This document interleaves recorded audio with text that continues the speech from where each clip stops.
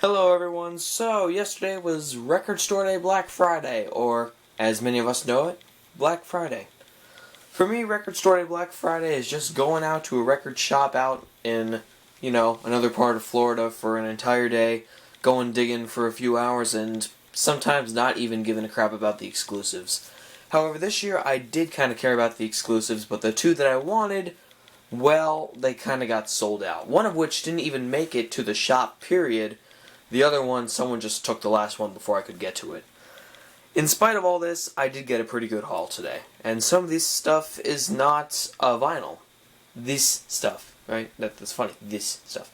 Anyway, I'm going to be showing off a few things that I got today for Black Friday. I don't really want to say how much it totaled up to, but it was a very good price for, 14 albums and 2 books. So let's get started.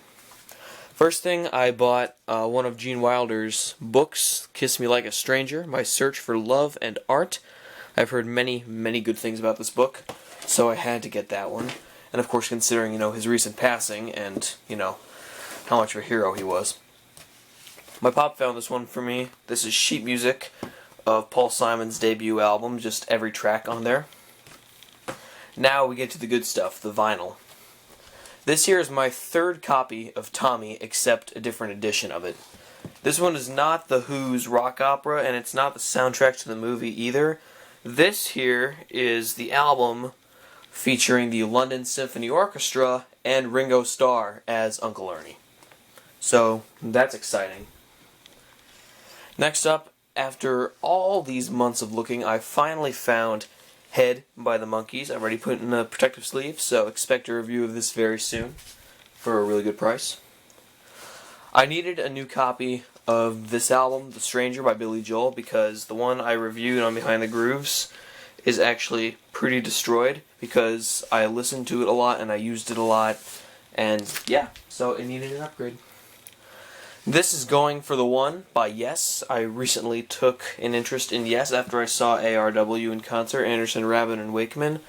And, they got some great stuff. So Going for the One is another good place to start besides the Yes album and 90125. Yes, I got Pool It by the Monkees. Laugh it up. Just go ahead, laugh it up. I'm not going to judge you. I can't even hear you. Laugh it up. I got Pool It. I know it's the lamest album cover ever. And it's not even that good of a record. I only got it because of Heart and Soul and Archive, and that's it. Because if you know me, I'm a huge Monkees fan. Finally put some Ringo into my collection. This is my first Ringo Starr album, Stop and Smell the Roses. Maybe I'll do a review on this one, maybe I won't, but either way, it's a really good album. This here is probably the best-selling comedy album of all time, The First Family, which is just a friendly take on when President Kennedy was president. So, this was 1962, I believe. And if you know Von Meter, he was a pretty good comedian and impressionist. And Bob Booker did a little work on this too. He did You Don't Have to Be Jewish as well, if you want to take a listen to that album. It's pretty funny. Now we get into the Heart stuff. Private Audition. Bought Private Audition for a pretty good price. It's not the best Heart album in my opinion, but it's still good to archive because, it is Heart, and why not? This here, however, is a very good Heart album. Bad Animals. Looking for this one for a while. Got it for a good price, so I had to add that in. This one is another upgrade of an album that I had. Still crazy after all these years. I'm giving the other one to my friend because he needs a copy. And plus this one has the original inner sleeve, and you know how picky I am about that. Here's another Heart album, Magazine. Again, not the best, but good to archive. It's still okay though, I'm not gonna lie. Then Fragile by Yes, which is actually one of my favorite Yes albums. Because you got Roundabout on there, and I know it's like their biggest hit, but what do I care because it's Yes. Speaking of what do I care because it's Yes, another genius album here, Close to the Edge. Genius album, Close to the Edge, even though there are only like 3 tracks on it. It's 30 minutes of rock and roll fun. And here is Huey Lewis in the News, Picture This.